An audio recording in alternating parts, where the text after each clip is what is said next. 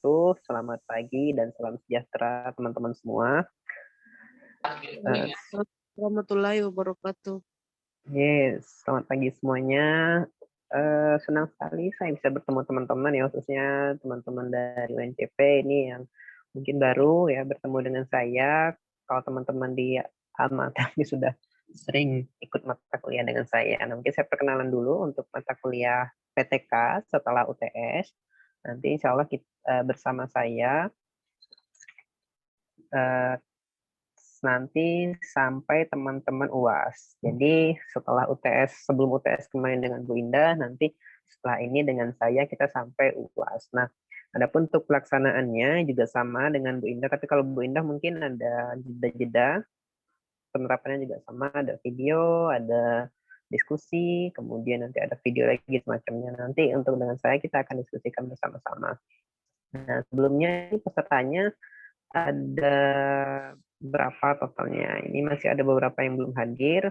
Nah, mungkin bisa tolong diingatkan teman-teman, baik yang dari Alma-Ata maupun dari UNCP ataupun dari Uni Muda, minta tolong agar bisa segera bergabung karena perkuliahan kita akan segera dimulai. Nah, ini sudah ada beberapa yang sudah bergabung. Ini mungkin saya sapa dulu Mbak Kartina. Mbak Kartina, halo Mbak Kartina. Mbak Kartina hadir? Mana nih Mbak Kartina? Halo, Mbak Kartina? Ini belum ada suaranya, Mbak Kartina. Kemudian Belum ada di Mbak... Zoom, Pak. Oh, belum ada. Ini namanya siapa ini? 7DGE Kartina, bukan? Kartina itu, Pak. Oh, Kartina. Oke, Nggak siap-siap. ada suaranya. Nggak ada suaranya. Gambar tidak ada suara. Ya, ini mana nih orangnya ya? Kemudian Mbak Alma Buana Jaswan. Hadir, Pak. Oh, hadir. Mbak Ana ini dari UNCP ya, Mbak. Universitas Cokroamento Palopo. Oke, Mbak. Iya. Mbak Alma Buana. Selanjutnya Mbak Ika Nurbaya. Hadir, Pak. Hadir. Oh ya, Mbak Ika. Ini teman-teman berarti nggak ada yang di kampus atau rata-rata di kampus? Lagi di kos masing-masing, Pak. Oh, di kos masing-masingnya. Saya kirain pada Zoom-nya dari pihak kampus. Oke. Selanjutnya ada Mbak Anissa TB. Mbak Anissa. Halo, Mbak Anissa. Ya, Pak. Ya, oke. Mbak Anissa ada. Kemudian Mbak Elsa. Hadir, Pak. Mbak Eliza. Ini Mbak Eliza dari Almata ya. Mbak Eliza. Halo, Mbak Eliza. Hadir, Pak. Oke, Mbak Eliza, Mbak Anissa, Mbak Fauzia. Hadir, Pak. Oke, Mbak Mas Sudarmino Lempang. Hadir dong. Mas Mino, ini saya panggil Mas apa nih, Mas Mino? Sudar, Pak. Oh, Pak Sudar. Siap, Mas Sudar. Oke, Mas Sudar. Mbak Wahyu Dayana. Ini dari Almata ya, Mbak Wahyu. Halo, Mbak Wahyu hadir? Mbak Wahyu, ada suaranya. Kemudian Mbak Yunita Ashari. Halo, Mbak Yunita. Iya, halo Pak, hadir. Sudah hadir ya. Oke, ini Iya, Pak. Ini sudah saya sambut satu-satu ya. Selamat datang teman-teman semua, baik dari Almata, dari UNCP dan Uni Muda. Jadi insya Allah untuk kesempatan hari ini mungkin kita akan mulai perkuliahan PTK PJJ. Sebelumnya mungkin saya akan tampilkan dulu beberapa hal terkait mata kuliah PJJ dengan saya, tetapnya selama 7 pertemuan ke depan. Nah, ini saya tampilkan, tapi teman-teman juga sudah susah sinyal ya, Mbak Wahyu. Oke. Minta tolong Mbak Nisa, tim admin bisa dijadikan saya co-host agar bisa share screen.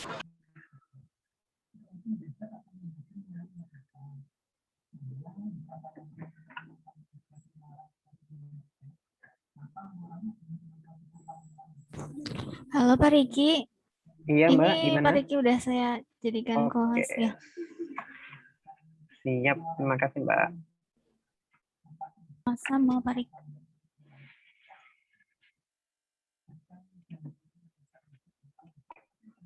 Oke, teman-teman, ini sudah kelihatan belum ya share screen-nya? Sudah, muncul. Pak. Nah, oke. Sudah, Pak. Ini saya gambarkan dulu, teman-teman, untuk kelas saya. Ini dimulainya dari model John Elliot sampai ke bawah. Oh, ini Mbak Katina sedang di jalan. Oke, siap. Ini sejak hari ini ya, mulai hari ini nanti kita akan, setiap depan kita akan bahas PTK. Kemudian mungkin ada perbedaan dengan Bu Indah dulu. Kalau Bu Indah dulu kan, seingat saya ya, tapi nggak tahu hari ini Zoom, besok video, hari ini Zoom, besok video. Nah, untuk dengan saya mungkin teman-teman, oke Mbak Alma. Ya, semoga Mbak Alma segera sembuh ya, Mbak Alma. Ini teman-teman. Jadi teman-teman, untuk hari ini kita akan Zoom bareng. Ini sudah disediakan linknya, tidak ada kuis, tidak ada apapun, karena teman-teman kita akan berdiskusi terkait tentang kontrak kuliahan, dan sedikit materi yang sudah saya siapkan. Kemudian mulai pekan depan, itu untuk subtopik prosedur pelaksanaan PTK, metode pengumpulan PTK, pengumpulan data, dan analisis data, teman-teman itu akan menonton video atau belajar mandiri. Tapi saya tetap akan pantau untuk teman-teman bisa ada diskusi di sini. Nah, silakan nanti teman-teman presensi untuk pekan depan, ada modulnya, kemudian bisa nonton videonya, bisa diklik di sini, atau nanti saya edit supaya teman-teman bisa langsung menonton di e-learning. Kemudian nanti di sini ada tugasnya.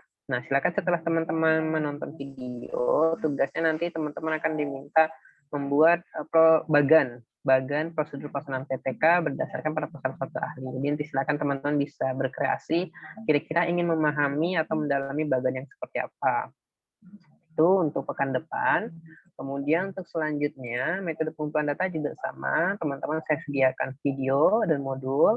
Silakan teman-teman menggali, mempelajari secara mandiri, tapi tetap saya berikan forum diskusi dan pertanyaan. Jika ada pertanyaan nanti bisa sampaikan di sini, nanti kita diskusi bersama. Ada juga untuk pekan depan, pekan selanjutnya itu juga ada tugas metode pengumpulan data. Ini juga sama, nanti teman-teman saya minta membuat bagan mengenai metode pengumpulan data. Silakan diselesaikan. Kemudian untuk video terakhir, teman-teman akan nonton video terkait tentang analisis data. Video analisis data, kemudian ada studi kasusnya. Nanti ada pertanyaan di sini, silakan teman-teman menjawabnya. Silakan dikumpulkan via Word. Nah, ini untuk 3 pertemuan ke depan, teman-teman akan belajar mandiri. Nah, tapi tetap saya pantau di diskusi jika ada yang mau ditanyakan. Nah, setelah itu sampai akhir pertemuan itu kita akan Zoom bareng. Zoom bareng untuk pertemuan yang ke 11, 12, 14, 13, 12, sampai pertemuan ke-12 itu nanti dengan saya lagi. Saya akan memaparkan terkait tentang artikel ataupun proposal action research atau proposal tindakan kelas. Nanti kita akan diskusikan seperti apa sih proposal tindakan kelas, ataupun kita akan lihat bagaimana artikel-artikel atau penelitian tentang tindakan kelas, sehingga teman-teman bisa membuat kesimpulan dan tindak lanjut hasil dari PTK. Nah, tetap teman-teman jika ada yang ingin diskusi, ditanyakan langsung terkait tentang materi-materi sebelumnya, juga bisa di pertemuan kesimpulan dan tindak lanjut ini.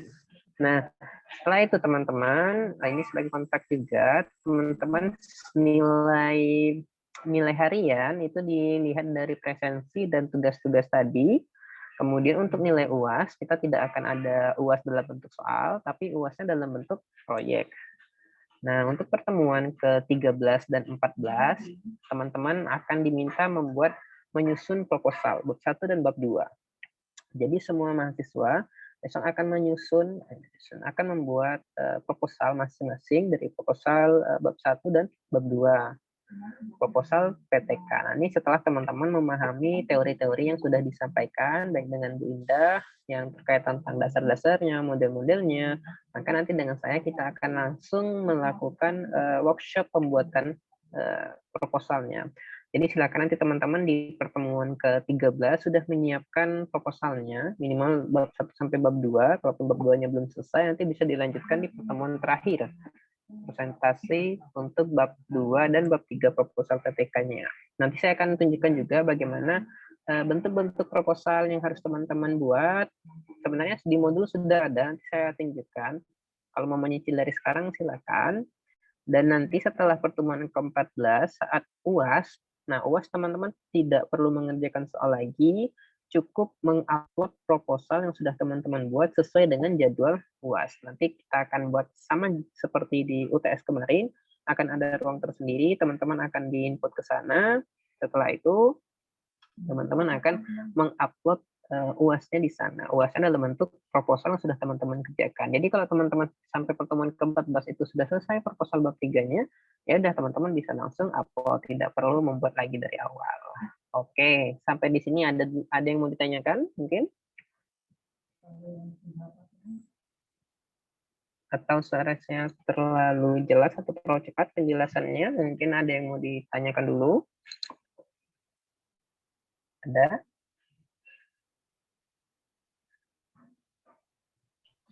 Halo, ini ada yang mau disampaikan terkait tentang itu perkuliahan dan juga terkait tentang UAS-nya untuk kontraknya? Ada?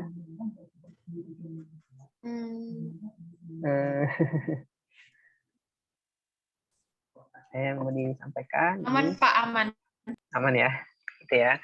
Oke, siap. Jadi nanti teman-teman mulai pekan depan akan belajar mandiri. Saya akan pantau di diskusi learning. Nanti saya tetap akan hadir di learning-nya. Kita akan lihat teman-teman, diskusi teman-teman jika ada yang mau ditanyakan. Kemudian kita tolong pastikan di pertemuan ke-13-14 sudah siap proposalnya minimal sampai bab 2 ya, bab 2. Minimal bab 1-nya sudah rampung, nanti kita diskusikan bersama. Jadi semuanya akan presentasi sampai waktunya habis ya. Jadi saya akan random semuanya. Jadi teman-teman semuanya harus menyiapkan siapa yang akan saya panggil nanti, berarti dia harus mempresentasikan proposalnya.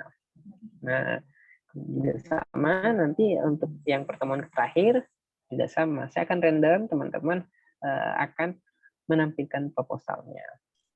Oke, setelah itu UAS-UASnya cukup dikumpulkan saja proposalnya. Oke, itu sudah. Nah, ini selanjutnya kita akan masuk ke materi. Teman-teman, ini saya sudah siapkan sedikit materi karena ini hanya diskusi awal ya. Teman-teman akan lebih banyak belajar mandiri. Ini saya sudah siapkan sedikit materi mungkin perlu kita diskusikan. Ini bentuk terakhir ya dari model PTK. Sebelumnya saya rasa Bu Indah sudah banyak menceritakan ya model PTK ada apa aja ya. Katanya nih, coba masih ingat yang jadi tak tanya ini. Yang belum tadi Mbak lagi di jalan, Mbak Anissa Tribuana. Masih ingat apa yang model-model apa aja yang kemarin disampaikan sama Bu Indah? Dan Kenapa? model-model PTK tuh apa aja yang sudah disampaikan sama Bu Indah?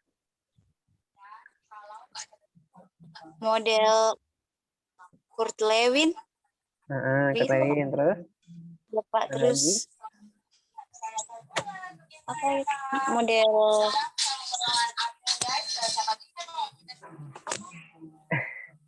Pak, atau ada yang mau ditambahkan? Teman-teman yang lain, Mas Sudar, selain model Kurt Lewin, model apa lagi? Model John DKK, Pak. Oh iya, model John DKK, Model John dan Kemis. kawan-kawan. Oke, siap. Berarti masih ingat ya, catatannya juga masih ada ya. Nanti penjelasannya seperti apa. Nanti silakan teman-teman ingin menggunakan model apa. Oke, berarti masih ingat ya. Oke, ini saya lanjut. Ini model yang terakhir, yaitu model John Elliot. Ini kalau teman-teman lihat yang di modul yang sudah saya berikan di e-learning, model John Elliot ini bisa dikatakan sebagai model yang cukup kompleks ya. Tapi sebelumnya mungkin kita bisa kenal dulu siapa sih Profesor John Elliot ini. Nah, Profesor Elliot ini adalah salah satu profesor di bidang pendidikan ya di Universitas East Anglia UK yang menjadi salah satu anggota juga di organisasi internasional ya, Center for Applied Research and Education. Jadi pusat penerapan penelitian dalam bidang pendidikan ya.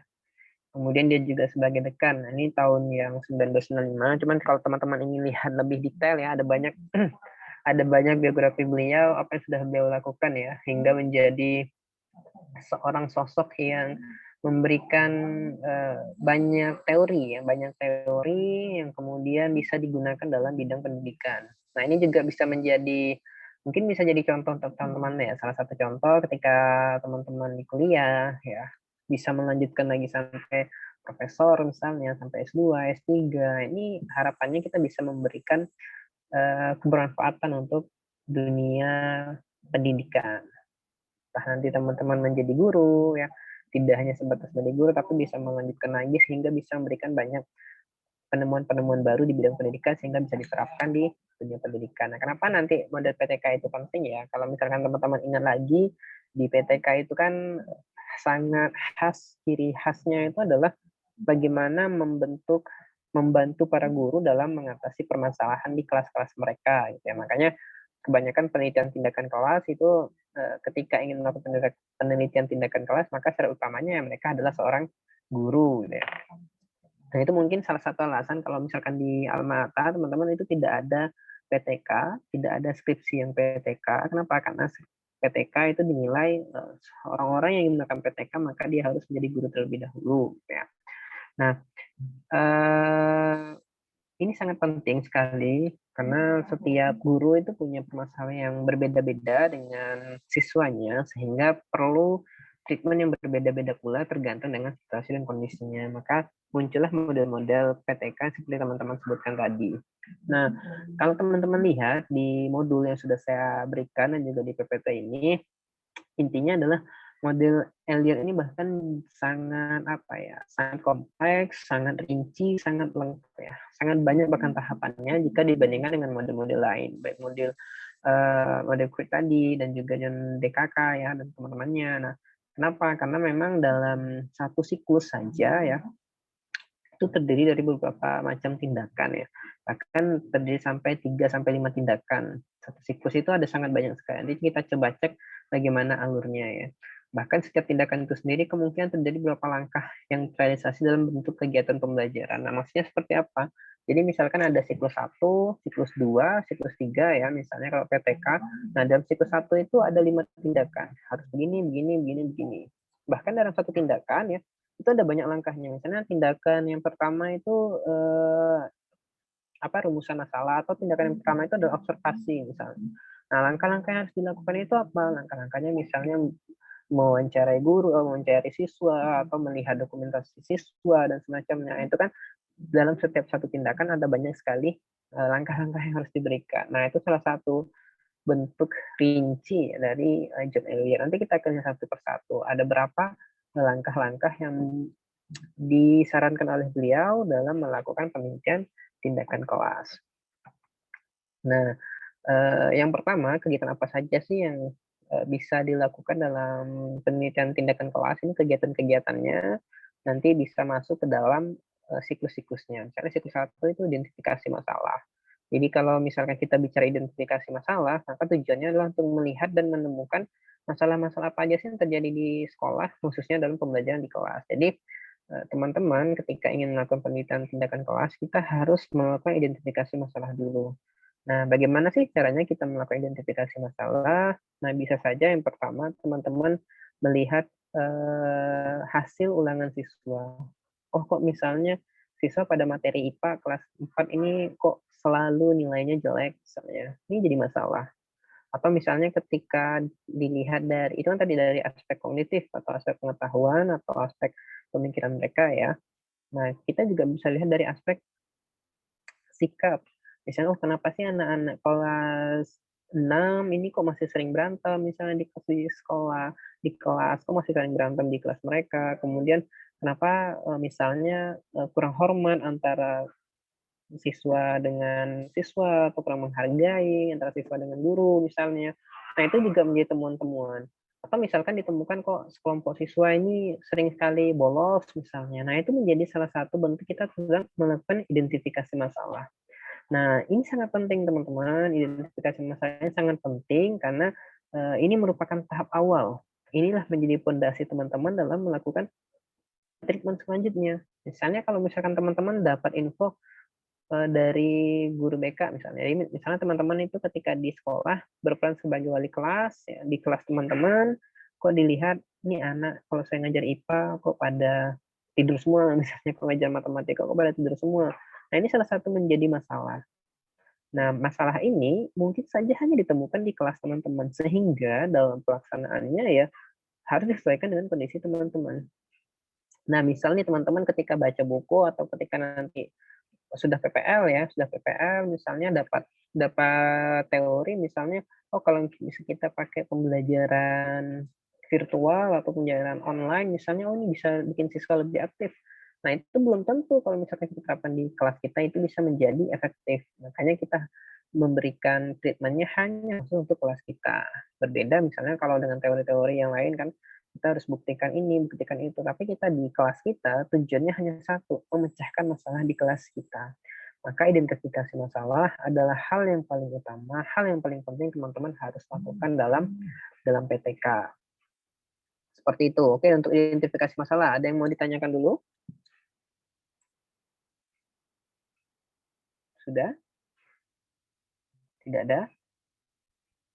Oke, kalau semuanya berarti tidak ada ya. Saya harap ini sudah teman-teman sudah menjadi gambaran ya. Saya rasa juga di model-model yang lain juga sudah disampaikan terkait tentang identifikasi masalah. Nanti di pertemuan kedua atau ketiga itu videonya itu akan menunjukkan bagaimana tata cara melakukan identifikasi masalah nggak salah saya. Nanti bisa wawancara, bisa observasi, bisa ada semacamnya. Intinya masalah ini adalah masalah yang teman-teman temukan di kelas teman-teman. Bukan masalah dari literatur review artikel misalnya, bukan masalah dari sekolah lain, tapi ini adalah masalah yang ada di kelas si guru tadi. Itu identifikasi masalah.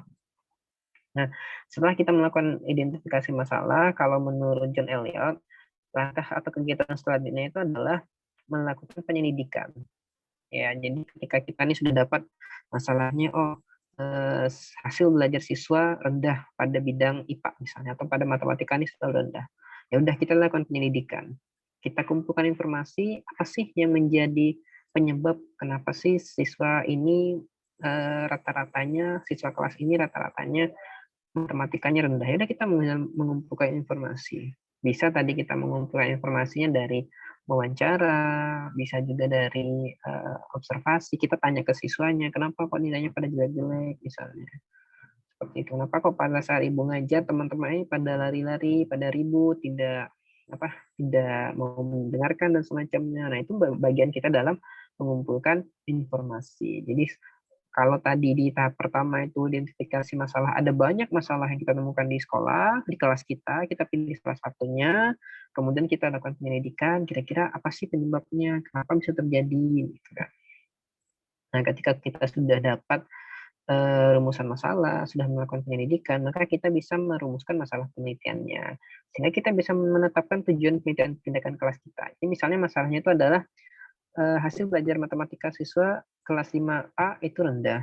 Maka nanti tujuan penelitian kita itu adalah melakukan penelitian tindakan kelas untuk meningkatkan hasil belajar siswa. Nah, kapan ini berhasil? Siklusnya mungkin akan terus-terus berulang. Kapan dikatakan berhasil? Dikatakan berhasil. Oke. Sip. Terima kasih pertanyaan Mas Sudar ya. Terkait tentang apa perbedaan antara rumusan masalah dan identifikasi masalah. Nah, ini berbeda, Mas Sudar dan juga teman-teman yang lain. Kenapa berbeda? Identifikasi masalah, kita itu mengidentifikasi dari berbagai masalah-masalah yang ada. Misalnya ada masalah hasil belajar siswa rendah, sikap siswa yang kurang baik, banyak siswa yang bosan belajar misalnya. Nah, itu kan satu permasalahan masalah-masalah itu kita sedang melakukan identifikasi masalah. Karena kita mengidentifikasi berbagai macam masalah. Kita melis berbagai macam masalah. Setelah kita melis berbagai macam masalah, kita akan merumuskan menjadi rumusan masalah penelitian. Rumusan masalahnya misalnya apa penyebab siswa itu menjadi hasil belajarnya rendah. Nah, gitu ya. Jadi kalau identifikasi masalah itu tadi ada banyak masalah-masalah yang kita list, kita telurkan menjadi rumusan masalah. Rumusan masalahnya itu jadinya apa? Rumusan masalahnya menjadi apa penyebab siswa hasil belajarnya rendah atau bagaimana meningkatkan hasil belajar siswa. Nah, itu sudah menjadi rumusan masalah. Rumusan masalah pada umumnya mengandung 5W plus 1H. Nah, seperti itu ya Mas Sudar. Kira-kira seperti bisa dipahami?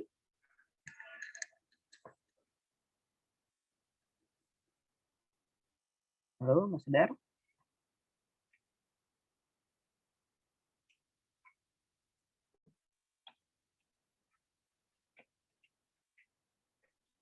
Ya, semoga kalau dari suaranya semoga sudah paham ya. Jadi kalau misalkan saya ulang, kalau rumusan masalah itu kita akan melis banyak-banyak masalah. Nah, ini ada masalah 1. Kita akan list misalnya ada masalah 1.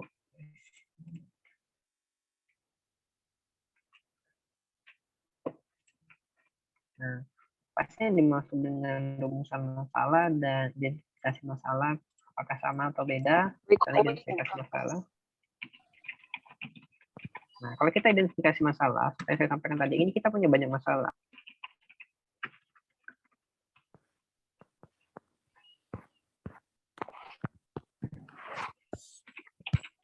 Misalnya hasil belajar. Kemudian sikap siswa. Ini kan banyak masalah nih yang teman-teman temukan. Siswa misalnya apalagi ya, kalau misalkan masalah di kelas itu siswa tidak mau belajar.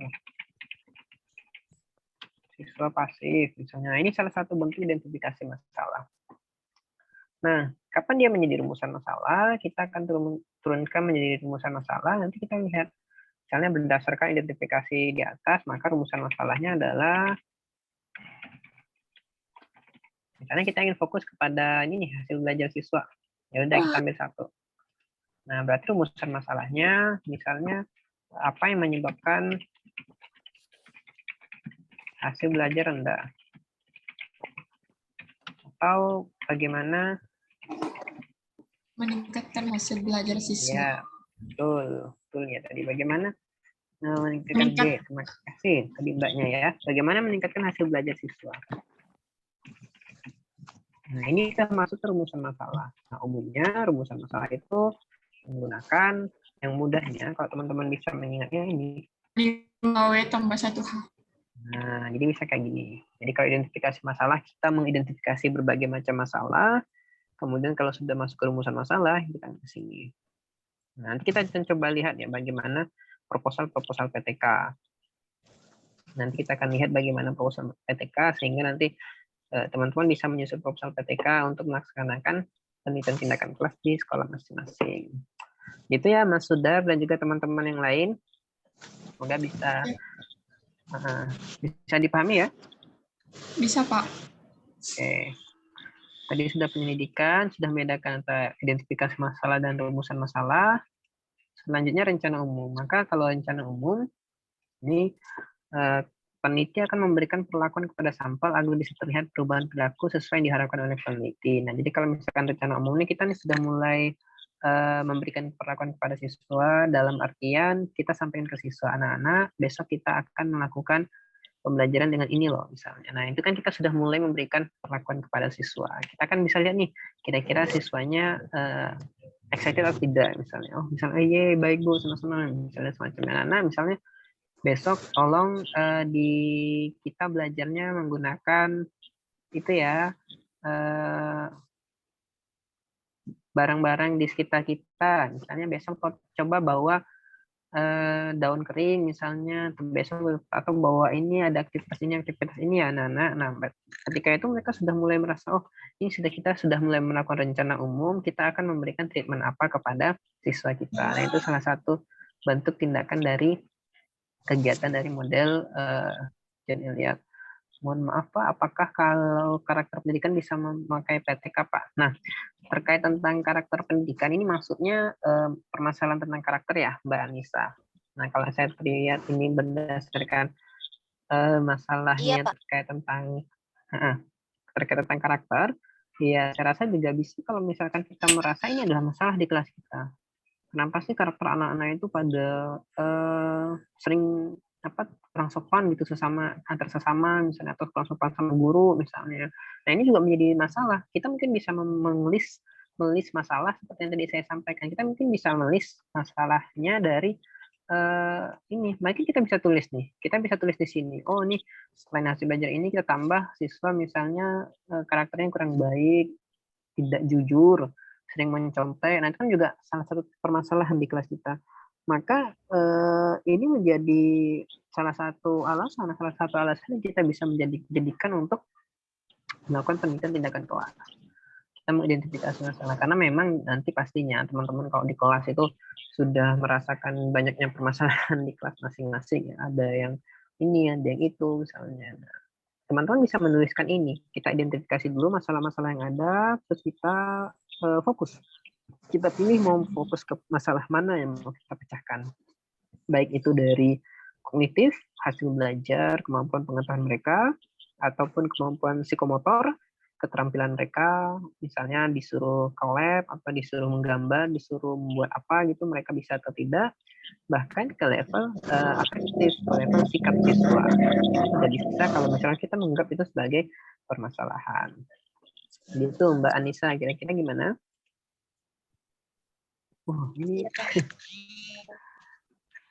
ada yang sambil main bulu tangkis nih.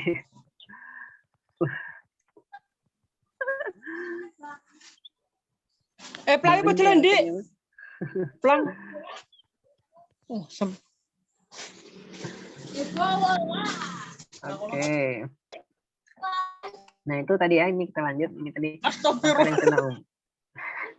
Sampai rencana umum. Ini Mas Hasan, mungkin bisa dilihat dulu.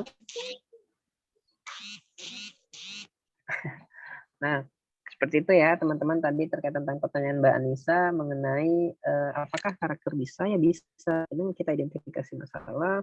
Dan teman-teman ketika menulis proposal akan menemukan banyak sekali masalah-masalah, tapi teman-teman sampaikan di rumusan masalah. Misalnya karena keterbatasan peneliti, keterbatasan waktu, keterbatasan dana, biaya, maka peneliti akan fokus kepada pemasaran ini. Disampaikan masalah ini karena apa, kan seperti ini. Nah, itu salah satu bagiannya. Nah, kemudian ketika kita masuk ke rencana umum, ini rencana umum kita sudah mulai memberikan perlakuan kepada sampel siswa kita agar seyogyanya bisa terjadi perubahan perilaku. Anak-anak besok minta tolong dibawa ini ya, tolong cariin botol-botol bekas misalnya, botol-botol air mineral bekas misalnya. Kita besok akan belajar membuat lampu, atau kita besok akan belajar membuat pot. Nah, itu kan salah satu bentuk kita sudah mulai melakukan rencana. Oh, rencananya besok ini, misalnya teman-teman tadi dapat permasalahannya adalah siswa itu pasif, tidak mau belajar. Oh, teman-teman kemudian melakukan rencana. Rencana saya besok nih mau dibuat pembelajaran kontekstual berdasarkan bahan-bahan sekitar kita, misalnya. Ya udah, besok disampaikan. Nah, itu salah satu rencana umum yang sudah teman-teman buat. Nah, setelah teman-teman rencanakannya, udah besoknya langsung kita harus coba. Jadi implementasi langkah tindakan satu ini, ya teman-teman mulai menerapkan atau melakukan perlakuan pada kelas sampel, tujuannya untuk meningkatkan, mengubah, atau memperbaiki masalah-masalah penelitian yang ditemukan oleh peneliti di kelas. Nah, ini, jadi kalau tadi teman-teman, kalau tahapannya itu teman-teman sudah mulai melis masalahnya apa saja, kemudian mulai fokus kepada penyelidikan, rumusan masalahnya nanti apa, mulai merencanakannya, kemudian diterapkan. Nah, penerapannya ini tadi. Nah, tujuannya apa sih? Tujuannya misalnya untuk meningkatkan hasil belajar, atau misalnya untuk mengubah kondisi siswa yang awalnya pasif menjadi lebih aktif. Yang awalnya nggak mau belajar, disuruh ini diam aja, disuruh kerjain tugas nggak mau, ya udah kita buat mereka supaya aktif belajar. Ayo kita lakukan aktivitas di lapangan misalnya. Besok tolong bawa gunting, bawa botol mineral bekas, sama bawa tanaman yang sekiranya bisa dibawa di sekolah misalnya. Udah, tanam bersama bareng-bareng misalnya. Atau besok tolong bawa kertas origami sama gunting, besok kita buat ini ya. Nah, itu salah satu bentuk rencana umum. Rencana umum setelah kita turunkan, kita laksanakan, ini menjadi implementasi langkah tindakan satu. Nah, harapannya ini akan mengubah sikap siswa atau memperbaiki masalahnya. Besok kita kerja kelompok ya, bareng-bareng kerjanya ya, misalnya. Berarti kita sudah mulai masuk, kita memperbaiki masalah di mana siswa yang mungkin sudah tidak mau kerja kelompok, yang kerjanya masing-masing misalnya. Ketika kita tahu itu, kita ingin memperbaiki masalahnya, ya udah. Tadi kita mencoba untuk mengimplementasi langkah tindakan satu. Nah, setelah kita melakukan tadi, kita perlu monitoring implementasi tadi. Nah, kita lihat nih kira-kira ada peningkatan positif atau enggak, atau malah terjadi penurunan misalnya. Kalau peningkatan positif, tadi misalnya siswanya itu ketika diminta kerja kelompok, ya akhirnya dia mau kerja kelompok yang awalnya diam-diaman misalnya kan. Oh, itu berarti sudah masuk ke positif. Berarti teman-teman sudah sukses untuk memecahkan masalah tadi. Nah, bagaimana kalau misalnya negatif atau malah terjadi penurunan? Misalnya, oh nggak ada efek sama sekali nih, kita udah teman-teman sudah minta siswa itu bawa kertas origami, bawa gunting supaya aktif, ternyata ketika sampai di kelas dia cuma dibawa diletakkan di atas meja, ketika disuruh nggak mau kerja misalnya. Nah, itu kan berarti apa yang teman-teman lakukan itu masih belum berhasil. Berarti besok masuk lagi ke siklus 2. Kira-kira apa yang harus kita lakukan lagi? Nah, itu salah satu dari PTK ya. Di PTK itu berulang terus sampai teman-teman sukses untuk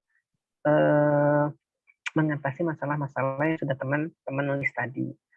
Ya, bahkan malah jadinya negatif. Kita harapannya siswanya ini mau kerja kelompok, malah ribut, malah berantem sesama kelompok misalnya. Berarti kan terjadi penurunan atau negatif. Jadi kita yang tujuannya ingin mengatasi masalah siswa yang kerja kesamanya yang buruk, kerja kelompoknya yang buruk, terjadi ketika dikelompokkan malah terjadi berantem misalnya. Berarti terjadi penurunan.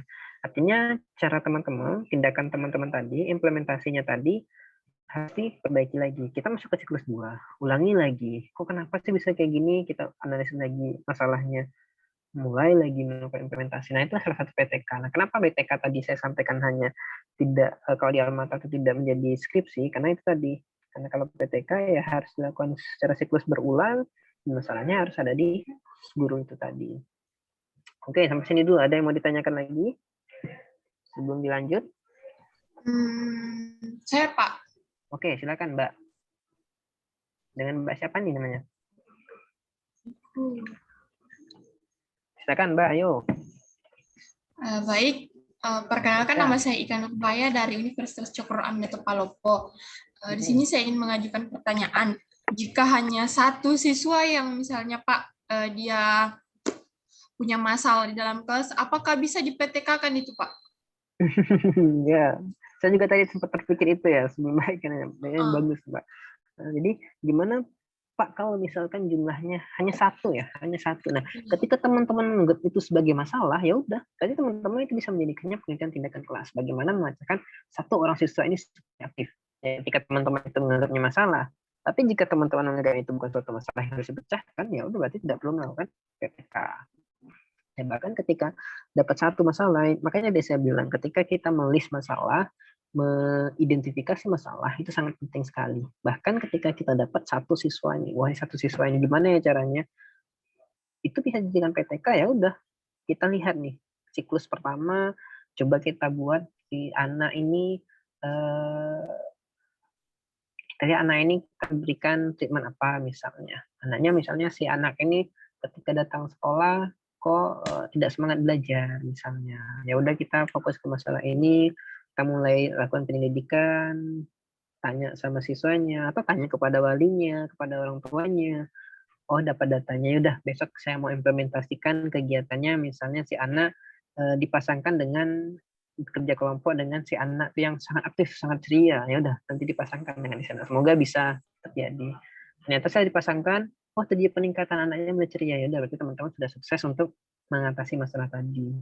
Tapi ternyata malah nggak bisa aktif, ya udah berarti harus dilakukan lagi treatment lagi. Maka untuk PTK yang tadi, makanya saya sampaikan sampelnya tergantung kepada guru tadi menganggap itu sebagai masalah atau bukan. Itu Mbak Ika, kira-kira gimana? Oke, baik Pak, terima kasih. Oke, terima kasih Mbak Ika. Teman-teman yang lain ada yang mau ditanyakan?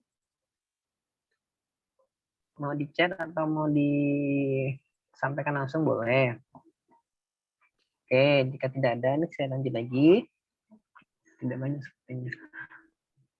Nah, setelah kita melakukan monitoring ya, monitoring implementasi, kita melakukan penyelidikan lagi. Maka tadi saya bilang, kalau PTK itu siklusnya terus berjalan. Sudah kita implementasikan, belum tentu dia positif, tapi malah negatif. Itu kita penyelidikan lagi, masuk lagi siklus 2.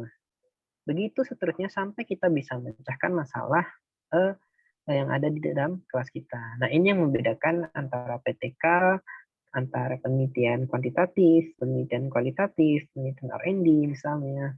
Ini membedakannya.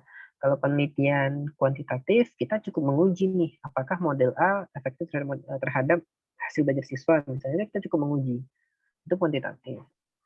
Kalau kualitatif, kita hanya mendeskripsikan, misalnya teman-teman ingin mendeskripsikan apa sih masalah hasil belajar siswa, itu berarti kualitatif. Kita hanya mendeskripsikan, kita hanya menceritakan.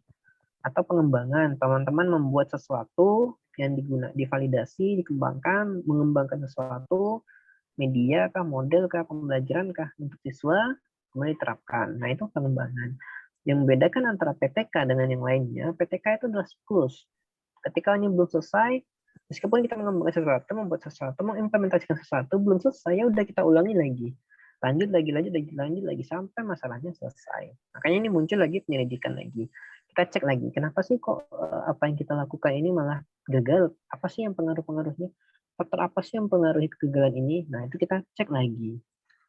Tentunya seorang peneliti akan belajar dari kegagalan dan ketidakberhasilan implementasi pada tahapan sebelumnya. Nah, ini dibahas, digali lagi, dicari lagi, diselidiki. Kenapa masih gagal?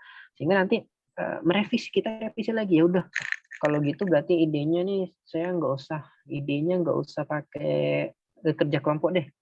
Nggak usah pakai kertas origami deh, saya ganti idenya. Ya udah kita ganti tadi, kan tadi ide kita itu kan itu ya, misalkan ide awal kita itu tadi kerja kelompok, kerja origami dan semacamnya. Karena belum bisa, setelah kita monitor, setelah kita selidiki, ya mau nggak mau kita revisi lagi ide umum. Ya udah kita ganti, besok kita ganti lagi, nggak usah pakai yang ini, kita ganti pakai yang lain misalnya. Itu salah satu bentuk teman-teman melakukan revisi ide umum. Misalnya ya udah besok kalau masih belum aktif lagi sisanya, besok kita ganti lagi. Anak-anak, besok kita belajarnya ke museum ya. Mohon ini berikan surat izin ke orang tua. Nah, itu kita udah melakukan revisi ide umum sampai kita bisa memecahkan masalah siswa ini supaya aktif gitu loh. Nah, dan seterusnya ya. Jadi sampai kita merevisi ide umum, ya udah kita terapkan lagi, kita monitor lagi, kita selidiki lagi apakah sudah positif atau belum. Jika sudah, ya udah selesai. Jika belum, ya udah kita revisi lagi. Nah, ini salah satu bentuk PTK. Nah, PTK itu siklus yang terus berjalan. Nah, gimana kalau misalkan skripsinya bisa menggunakan PTK, ya itu tadi berjalan terus dan seterusnya. Nah, itu tadi sedikit gambaran tentang model Elliott. Nah, ini gambaran untuk model Elliott. Ini tadi ya siklusnya ya. Identifikasi data, kemudian mulai melakukan penyelidikan tadi ya. Penyelidikan, rumusan masalah, kita analisis. Nah, ini dia, general plan. Ide-ide umum tadi itu ada berapa aja langkahnya. Langkahnya, kemudian kita monitor lagi. Ini kelihatan terbaca enggak ya? Semoga terbaca, teman-teman. Ini gambaran singkat dari model Elliott, sangat kompleks sekali ya. Jadi teman-teman setelah identifikasi masalah, di list berapa banyak masalahnya, kemudian dianalisis, temukan fakta-faktanya. Ini kemudian tadi ide umum mau melakukan apa, ada 1, 2, 3, diterapkan semuanya. Kemudian dimonitor. Kira-kira ini udah efektif belum, positif, ataukah negatif misalnya. Kalau misalnya positif dan negatif, setelah kita analisis ternyata masih gagal. Ya udah kita buat lagi revisi. Kita revisi lagi ide kita, masuk ke siklus kedua, buat lagi ya aktivitas apa saja, diterapkan lagi. Kemudian kita monitor lagi, kita analisis lagi, ternyata masih gagal lagi, masih ada failure lagi, kita revisi lagi, masuk ke tahap yang ketiga. Siklus lagi sampai ini selesai. Ya, ini tidak terbatas ketiga. Bahkan kalau misalkan setelah kita analisis masih gagal lagi, berarti kita harus revise lagi. Nah, kita harus revisi lagi. Revise lagi ide umumnya, cari lagi. Nah, itu salah satu bentuk pelaksanaan PTK. Ya, ini yang membedakan PTK dengan penelitian lain. Kalau misalkan kuantitatif ya, atau kualitatif, misalnya kalau ini kualitatif, ya teman-teman cukup bercerita apa yang terjadi, bercerita. Kalau kuanti, ya teman-teman mungkin akan menguji beberapa teori. Ini ada teori-teori yang harus diuji, menguji beberapa hal ya, menguji teori-teori yang ada, kemudian melakukan kuasi eksperimen, ada kelas eksperimen, kelas kontrol ya, kelas eksperimen, kelas kontrol. Beda kan kalau PTK nggak ada eksperimen kontrol. Nah ini bedanya. Nah itu kualitatif, kuantitatif kemudian ada pengembangan atau R&D, research and development. Nah itu teman-teman buat produk, kemudian divalidasi, diuji coba, efektif atau tidak, udah selesai misalnya kayak gitu. Nah ini membedakan antara R&D, kualitatif dan PTK. Khusus PTK kuncinya itu adalah siklusnya. Ada siklus di mana permasalahan yang ditemukan, yang dianalisis adalah permasalahan yang sifatnya bukan umum, tapi sifatnya adalah khusus di kelas masing-masing. Jadi bukanlah kelas umum, bukan permasalahan umum, tapi permasalahan yang memang ada di kelasnya teman-teman. Nah, inilah salah satu bentuk penelitian model penelitian tindakan kelas dari John Elliot. Sangat kompleks sekali ya, sangat kompleks sekali. Mungkin kalau teman-teman coba bandingkan dengan yang lain ya, mungkin ada beberapa perbedaan ya. Bedanya dengan John Elliot ini sangat kompleks. Satu siklus itu ada banyak tindakan. Dibuat tindakannya. Tadi kan yang saya contohkan itu dibuat main kertas origami, kemudian ke kelompok. Ini satu tindakan, ini satu siklus, tapi masih banyak kegiatannya. Itu yang membedakannya dengan yang lain. John Elliot itu beranggapan ya dalam satu siklus itu ya sejatinya ada beberapa tindakan yang harus dilakukan sehingga bisa memecahkan permasalahan-permasalahan yang teman-teman temukan. Nah ini tadi saya gambarkan kenapa sangat penting sekali kita mengidentifikasi masalah ya, merevisi ide-ide kita, merevisi ide-ide umum kita mau melakukan apa, itu semua direvisi sampai tadi ke tahap ketiga. Dan ini tidak sampai tahap ketiga saja teman-teman, nanti bisa langsung lagi ke siklus keempat. Ya, siklus keempat. Kalau masih belum selesai lagi, masuk lagi ke siklus kelima dengan tahapan yang sama. Disampaikan idenya, kemudian diterapkan, kemudian dimonitoring, kemudian dievaluasi, diselidiki lagi, masih gagal, lanjut lagi siklus 5 dan seterusnya. Nah ini yang membedakan antara PTK dan yang lainnya. Ini juga membedakan antara PTK John Elliot dan juga yang lainnya. Nah oke, mungkin hanya itu untuk kelas hari ini teman-teman. Materinya cukup singkat ya untuk John Elliot karena memang tidak terlalu banyak untuk pembahasan model. Harapannya ini nanti bisa memberikan gambaran untuk teman-teman dalam melaksanakan penelitian tindakan kelas. Terserah nanti mau pakai model apa ya, mau pakai model yang mana, entah John Elliot atau model-model sebelumnya, nah itu boleh bebas. Oke, terima kasih dan sukses selalu. Mungkin teman-teman ada yang mau ditanyakan, disampaikan, silakan.